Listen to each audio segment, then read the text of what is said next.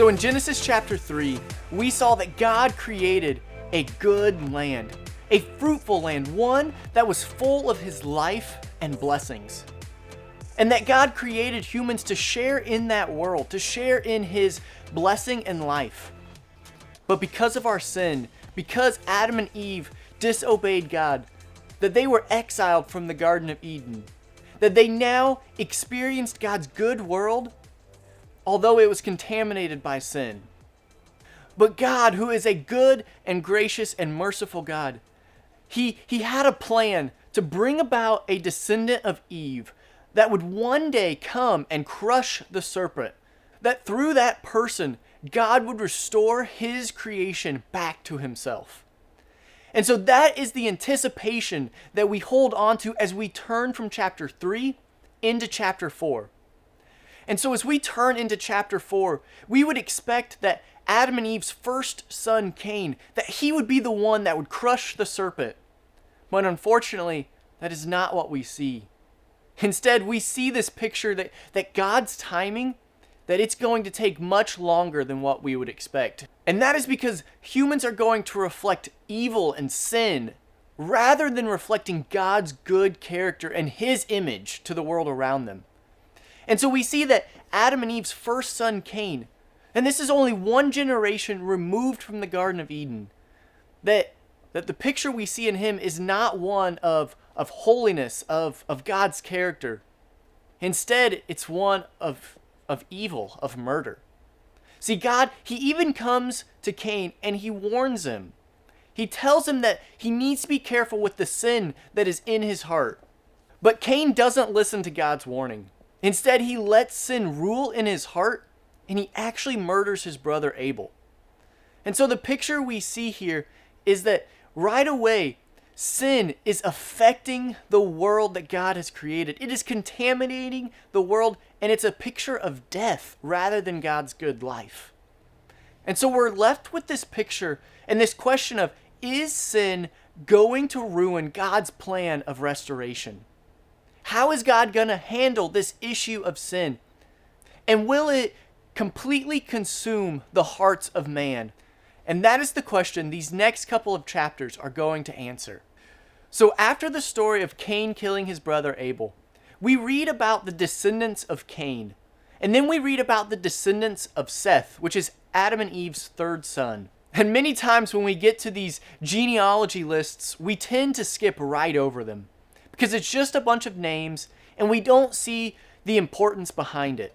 But don't skip over them too fast, because the genealogies are still trying to paint us a picture and teach us something about what it means to follow God. And so the first thing you want to do when you come across a genealogy is to actually count the number of people listed. And so when we see in chapter 4 that Cain's family line, that if you start with Adam and go through Cain, that there's actually 7 people listed.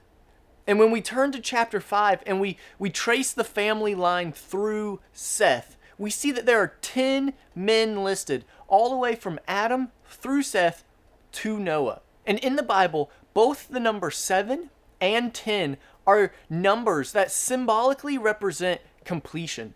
So when we count that these genealogies have 7 men or 10 men, we should understand that these lists are symbolic and that they have a purpose behind them. And the second thing we want to look at when we come across a genealogy is to see what it highlights and where it leads. So see if the genealogy is highlighting a particular person, and then try to figure out why is it highlighting that person and what is the example that it's trying to convey. So if we look at Cain's family line first, we will see that it is going to be a picture of one that is going to lead us away from God. Because we've already read the example of Cain. It's a picture of him murdering his brother, that sin has been ruling in his heart. But then if we look through the rest of the genealogy, the next person that it highlights is his descendant Lamech. And Lamech is one that is even more evil and wicked than Cain. He's boastful in that he has killed just like Cain has. And so the picture we see of Cain's line is one that leads us further away from God's holiness and closer to sin. But the family line of Seth is different.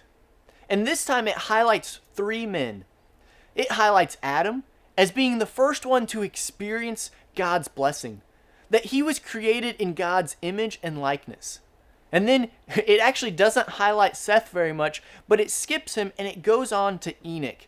And it highlights him as one who has walked faithfully with God.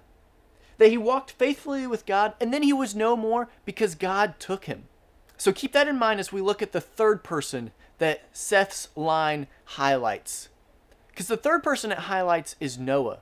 Noah is highlighted as one who is going to bring comfort to the land.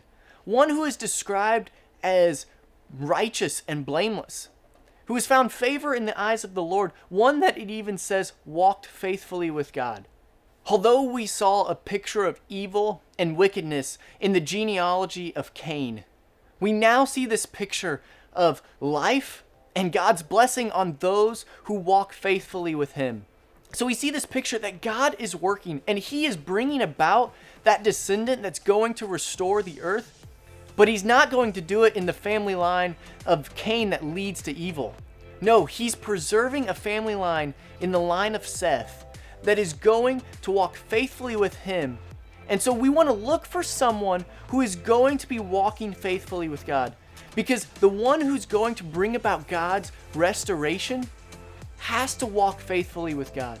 That instead of letting sin dominate their life and letting sin rule in their hearts, they are going to be focused on God's holiness and God's character, and they're going to reflect God's image to the world around them.